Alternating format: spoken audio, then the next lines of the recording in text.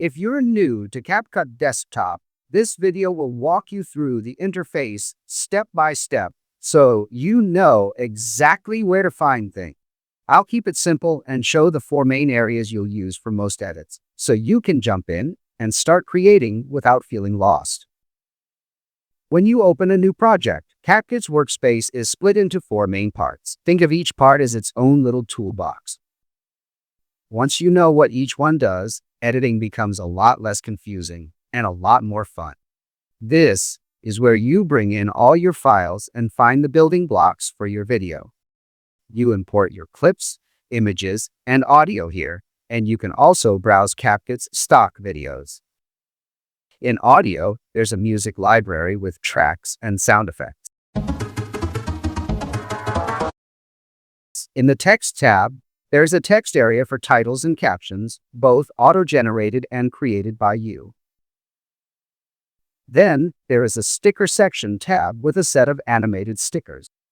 And then, sections for effects, transitions, filters, and manual adjustments like brightness and color. CapCut also added a new AI avatar section. Here you can choose different types of avatars or create. Hey, how are you today? Are you ready to create with CapCut? Press next and enter an audio prompt and see how I sound.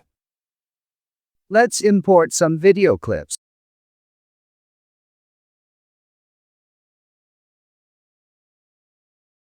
The preview window sits in the top center, and this is where you watch your video while you edit. Let's drag a video to the timeline. Use the playback controls to play or pause, and follow the playhead to see exactly which frame you're on. You can zoom the preview.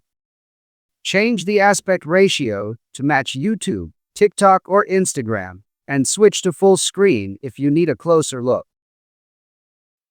On the top right, you have the detail panel, and this one only shows up when you select something on the timeline like this.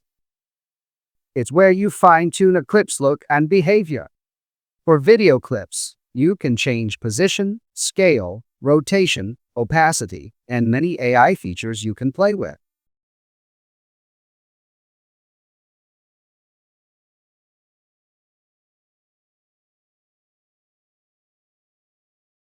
For audio, you can adjust volume and add fades. There's also a speed control for slow motion or fast motion.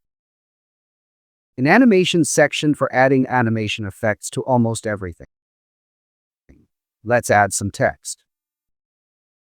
When you select text, you get full typography controls like font, size, stroke, shadow, and a lot more. The timeline at the bottom is where you put everything together. It's the heart of your edit. Move the playhead to scrub through your project and use the zoom slider to get a closer look at small edits or to view the whole timeline. Above the timeline, you'll find quick tools that speed up editing. Use split to cut clips, delete to remove parts you don't want, and undo or redo when you need to reverse a change. But my advice is to use shortcuts for these, which you can see when you hover on them. These small controls save a lot of time once you get used to them. You can also change the select arrow to split, select leftward, and select rightward. A few practical tips. Use multiple video tracks for overlays or B-roll. Keep audio on separate tracks so it's easier to mix. And use the details section to polish any clip that looks off. If you find this video helpful, please like it and subscribe to my channel. Also comment, what problem do you want me to solve in the next video? Take care and bye.